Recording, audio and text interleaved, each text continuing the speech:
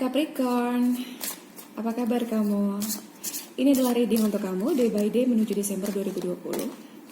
Yang bisa kamu dapatkan di sini adalah bagaimana kamu bisa menjalani tantangan kamu bisa memaksimalkan kelebihan kamu dan meminimalkan kelemahan-kelemahan kamu untuk menuju sukses kamu di Desember 2020.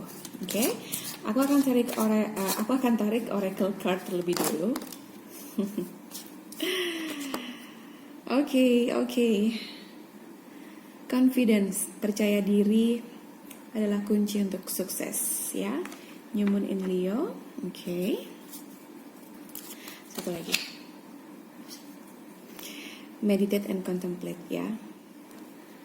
Mengambil waktu untuk diri sendiri. New Moon in Pisces. Oke. Next, kita akan ambil tarot card general reading, ya. Jadi hanya akan resonate ke sebagian di antara kamu. Check it the resonate, leave it the rest. Dan pasti ada pesan positifnya. Karena ini semacam alarm, semacam warning untuk kamu. Agar dapat lebih mawas diri dan waspada terhadap setiap hal yang terjadi dalam kehidupan kamu. Temukan tanda-tandanya di sini. Oke? Capricorn. Queen of Pentacles. Nice. Eight of Pentacles in reverse. Okay. Ten of Cups in reverse. Seven of Swords in reverse. Knight of Pentacles in reverse. Okay, what happened? The Hermit. Yeah. Contemplate, meditate. Virgo energy. Let's see.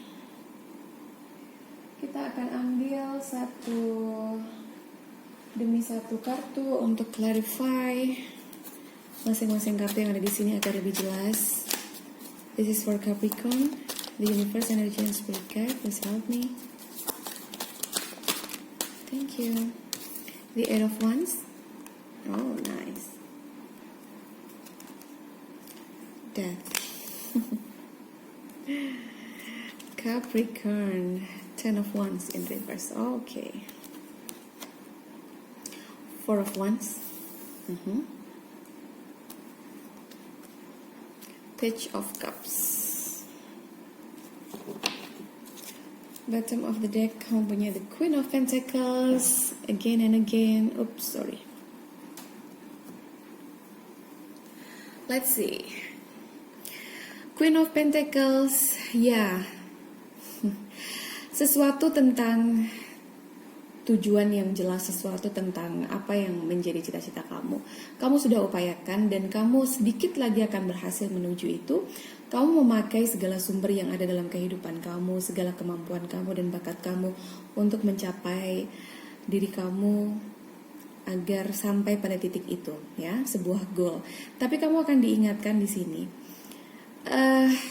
Ya, energi ini adalah energi yang bagus sebetulnya, ya. Tapi aku juga merasa di sini bahwa beberapa di antara Capricorn, aku merasa seperti too perfectionist, ya, terlalu perfeksionis tentang sesuatu.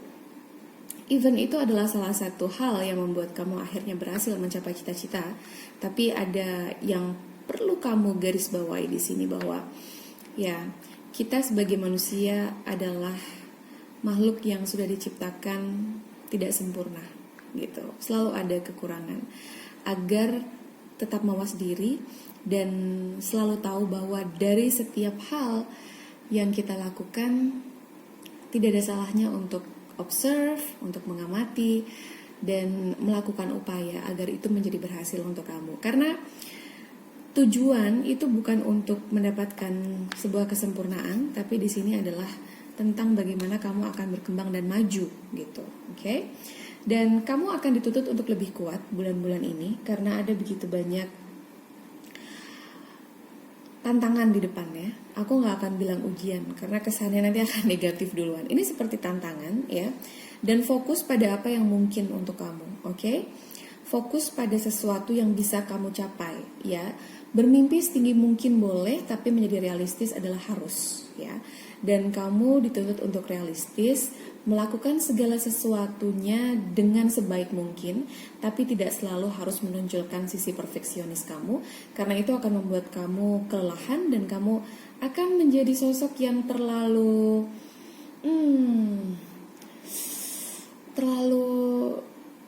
keras untuk diri kamu sendiri, gitu ya. Oke. Ya. Dan di sini juga kamu punya the Eight of Pentacles and also Death, ya. Strugglingnya kamu dalam hal keuangan, dalam hal karir, ya, rezeki, apapun kamu mau menyebutnya, yang sedang kamu upayakan sekarang, atau bahkan sebuah project yang sedang kamu lakukan. Jika kamu mengalami sebuah situasi yang sulit atau ada masalah, ada kendala di tengah jalan yang membuat semua seperti bergerak ke arah yang tidak kamu inginkan. Bukan ke sini sebenarnya pengennya gitu. Tapi ketahuilah bahwa ya, itu adalah salah satu cara semesta untuk membuat kamu lebih mawas diri dan mengambil pelajaran kenapa bisa sampai ada kegagalan itu. Oke?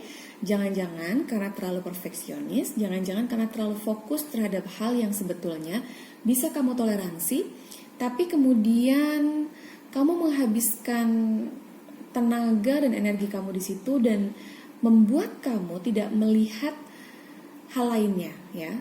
Kamu tidak melihat ada batu kerikil atau sandungan di sisi yang lainnya karena kamu terlalu perfeksionis pada satu hal atau pada sebuah hal. Itu yang aku rasakan di sini. Fokus, dan aku juga merasa di sini bahwa beberapa di antara kamu yang memilih untuk pergi dari sebuah hubungan, atau aku merasa ini seperti sebuah hubungan yang kandas. Kalau dari sisi keuangan, dari sisi pekerjaan, karir, apapun itu yang berhubungan tentang passion kamu, aku merasa di sini bahwa ya perlu effort lebih. Sementara di sisi lain, jika ini yang kamu alami juga, maka kamu harus berbesar hati untuk menerima ini dan tetap kuat, ya. Seperti seorang Capricorn biasanya, kebahagiaan yang kamu harapkan mungkin belum saatnya tiba. Kalaupun kamu sedang dalam sebuah relationship, maka aku merasakan itu seperti ada sedikit tantangan yang membuat hubungan itu seolah-olah sulit sekali untuk kamu gapai, gitu. Impian untuk berada dalam komitmen itu sulit sekali untuk kamu gapai. Keseimbangan dalam sebuah hubungan, ya, satu hubungan yang pondasinya kuat. Kemudian di sisi lain kamu nggak kemana-mana juga. Jadi kamu tidak bersiap atau packing segera mempersiapkan diri untuk melangkah. Oke, ini nggak bisa, aku harus melangkah. No, I don't know why. Yang kamu lakukan adalah tetap di situ, tapi kamu tidak juga membuat hubungan kamu maju. Kamu tidak juga membuat satu langkah mundur untuk melangkah lagi ke depan. Ya, seperti hanya sebuah perasaan yang aku nggak yakin nih kalau aku bisa pergi dari sini. Tapi kemudian kamu bertahan dalam situasi itu dan kamu tiba-tiba mengeluhkan, tapi aku nggak bahagia, tapi aku nggak berani pergi. So, apa yang kamu inginkan? Like really? Coba tanyakan, ya. Dan cari solusinya.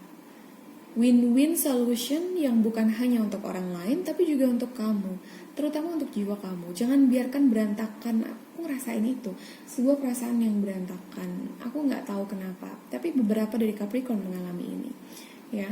Seven of Swords in reverse dan Four of Wands, ya. Kalau kamu sebelumnya kamu merasa dicurangi, ditipu oleh seseorang, kamu merasa sakit hati, maka sebetulnya itu adalah ganjaran baik yang kemudian akan kamu terima di kemudian hari karena kamu sudah melewati kesulitan-kesulitan itu, ya. Dibohongi orang, dikhianati, mungkin kamu merasa direndahkan oleh orang lain, kamu merasa tidak diperlakukan sebagaimana seharusnya, gitu. Maka yang kamu bisa harapkan adalah kamu punya the Four of Wands, ya. Kestabilan itu, apapun yang kamu inginkan dalam sebuah kehidupan, ya, kamu bisa bahagia di dalamnya. Kamu punya cita-cita kamu, mungkin kamu punya karir kamu, mungkin kamu mendapati sebuah pekerjaan yang itu adalah hobi kamu. Jadi kamu doing something dengan sesuatu yang sangat menyenangkan buat kamu dan bosan itu jauh dari kehidupan kamu. Oke? Ya. Dan Page of Cups di sini, ya ini masih tentang ya orang yang ambisius, kemudian yang ingin semuanya rapi, ingin semuanya terkonsep, ingin semuanya detail sekali, tapi kemudian karena dia terlalu detail ya, seringkali dia melewatkan banyak hal yang jauh lebih penting dari yang sedang dia fokuskan sekarang. Karena ketika dia detail dengan sesuatu, dia tidak melihat sekelilingnya dia ya, fokusnya hanya ke situ aja, dan kemudian dia kehilangan sesuatu yang lebih besar daripada itu, yang mungkin kemudian berimbas pada apa yang sedang dia fokuskan, yang sedang dia kerjakan saat itu. Jangan sampai itu terjadi ya. Aku juga merasa di sini kebahagiaan di Four of Wands ini seperti kamu akhirnya akan bertemu dengan keluarga jiwa, oke? Kamu sadar bahwa seseorang ini adalah belahan jiwa yang datang dalam kehidupan kamu, ya. Page of Cups di sini aku juga merasakan itu, tapi kamu ini akan menyadari terlebih dulu sebelum dia. Jadi kamu akan menyadari bahwa dia ini adalah soulmate kamu, tapi dia tidak menyadari itu, ya.